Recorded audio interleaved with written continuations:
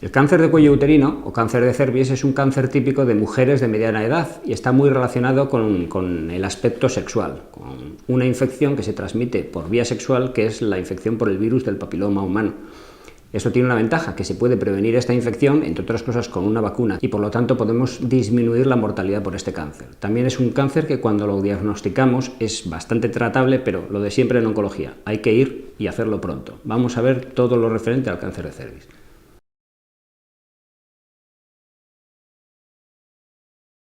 El cáncer de cuello se forma a raíz de una infección por el virus del papiloma humano. Esta infección se transmite por vía sexual. El epitelio del cervix, que es lo que lo recubre por fuera, empieza a sufrir transformaciones y estas transformaciones van alterando este epitelio, hacen una serie de fenómenos, la metaplasia y la displasia, y acaba formándose un cáncer de cervix. Todas las infecciones, aunque veremos más en profundidad este tipo de infección, pero ¿todas las infecciones producen un cáncer de cervix? No, generarán un cáncer de cuello uterino aquellas que sean infecciones persistentes.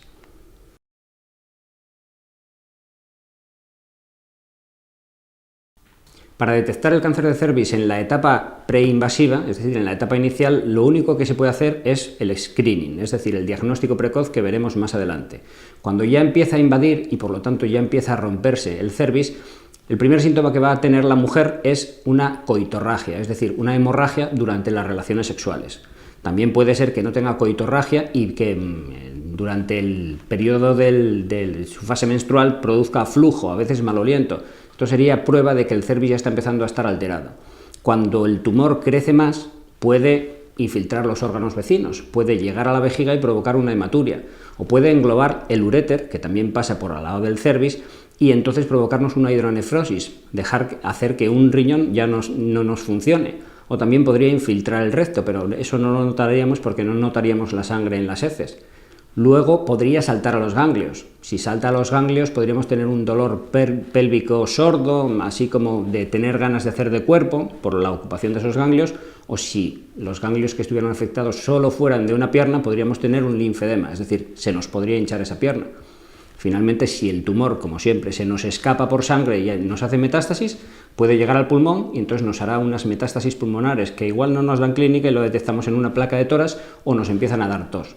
Si nos va a huesos, lo que siempre decimos, dolor de huesos y detección por gammagrafía.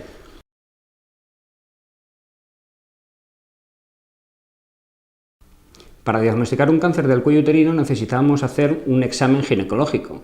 Con la mujer en posición de litotomía hacemos una citología, que es lo que nos dice si hay células, y lo que tendremos que hacer es coger una biopsia.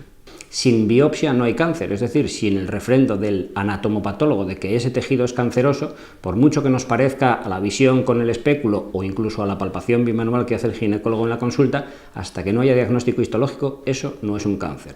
Una vez que sabemos que eso es un cáncer, tenemos que saber hasta dónde se extiende. Para eso, lo primero que tenemos que ver es la pelvis. ¿Cómo vemos mejor la pelvis?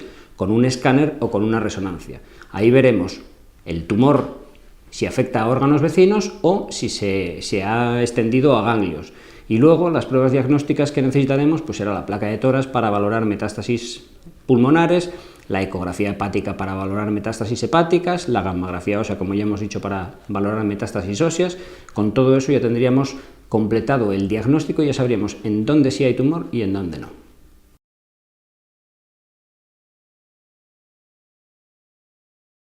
Para tratar el cáncer de cervix lo que tenemos que hacer es retirarlo quirúrgicamente o matar las células cancerosas con radioterapia.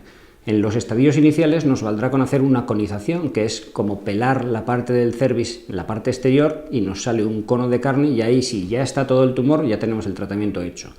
Si el cáncer está más avanzado, tendremos que igual quitar todo el cervix o quitar el cervix y el endometrio. Lo que se está haciendo más para mantener tanto el cervix como el endometrio es hacer radioterapia. Radioterapia en toda la pelvis y si el tumor es lo suficientemente grande, para que esta radioterapia tenga más efecto, por un mecanismo de radiosensibilización, dar quimioterapia a la vez. Es un tratamiento más tóxico, pero que resulta mucho más. Con esto tendríamos tratada la paciente a nivel de la pelvis. Si ya el tumor estuviera metastásico, como siempre, hay que paliarlo. ¿Cómo se palía en general? Con quimioterapia. ¿Cómo se palía en particular con unas metástasis óseas, por ejemplo? Con radioterapia. Pero ya sería paliar, ya no tendríamos esperanzas de curar a la paciente.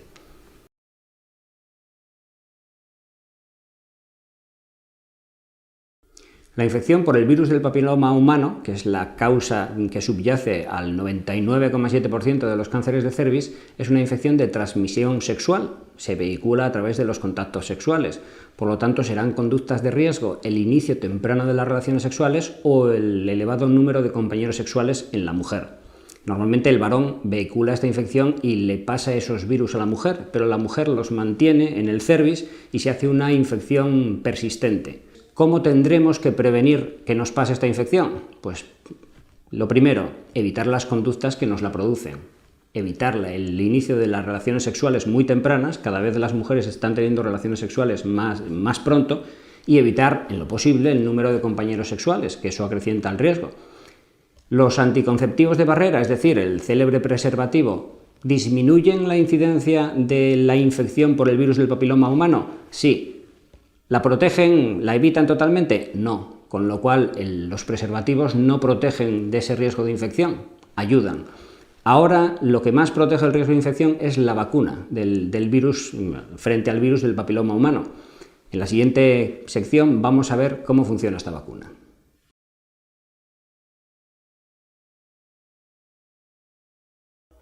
La vacuna frente al virus del papiloma humano protege indirectamente contra el cáncer de cervix, pero su función es proteger contra la infección por este virus, que, como ya hemos visto, es la causa mayoritaria del cáncer de cervix. Esta vacuna no protege completamente contra todos los virus papiloma humano que pueden infectar el cervix de la mujer. Hay más de 30 virus que pueden hacerlo. Esta vacuna protege frente a los 2 o los 4 más prevalentes, es decir, los tipos 16 y 18 y luego algunos otros 2 dependiendo de la forma comercial de la vacuna. ¿Qué quiere decir esto? Que no va a proteger frente a algún porcentaje de infección por el virus del papiloma humano. Por ejemplo, la vacuna cuadrivalente protege solo frente al 70% de los virus del papiloma humano que pueden infectar el cervix de la mujer. ¿Qué quiere decir eso? Que la protección no es completa, que hay un 30% de virus que pueden infectar, pueden cronificarse y pueden desencadenar un cáncer de cervix. ¿Qué ventaja tiene esta protección de la vacuna? Pues que las cepas más frecuentes y más dañinas se evita su infección. ¿Cómo? Vacunándose antes de infectarse. No vale para nada vacunarse si ya se ha tenido relaciones sexuales y uno ya está infectado. Por eso la edad de vacunación de las niñas va a ser baja, entre los 10 y los 14 años, que eso denota también lo bajo que está la edad en la que empiezan a tener relaciones sexuales.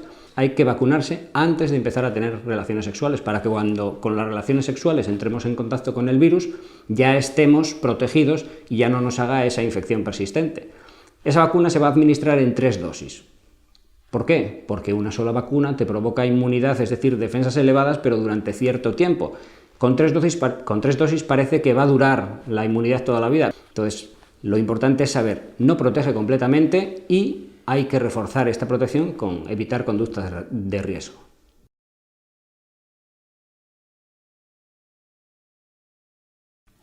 El uso de anticonceptivos hormonales, la célebre píldora, se relaciona con la infección del virus del papiloma humano y por lo tanto con una mayor incidencia del cáncer de cuello uterino.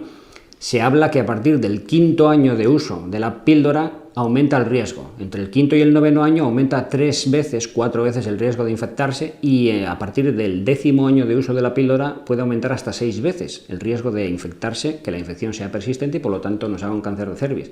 El mecanismo no se conoce. Hay datos a favor y en contra. Se dice que si la mujer utiliza la píldora, las conductas sexuales que mantiene son más cercanas a las conductas de riesgo. Pero también se dice, como argumento inverso, que la mujer que usa la píldora va más al ginecólogo y se hace más citologías y por lo tanto el diagnóstico es precoz. Esta última parte no es tan cierta. Se están dando muchos casos de adolescentes y mujeres jóvenes que se pasan 10, 12, 15 años usando la píldora simplemente porque es la marca que usa una amiga. No se puede hacer esto. Si se es sexualmente activo, hay que ir al ginecólogo y hay que empezar a hacerse citologías de Papá Nicolau para prevenir esta infección por el virus del papiloma humano y el cáncer de cervix que nos puede acarrear.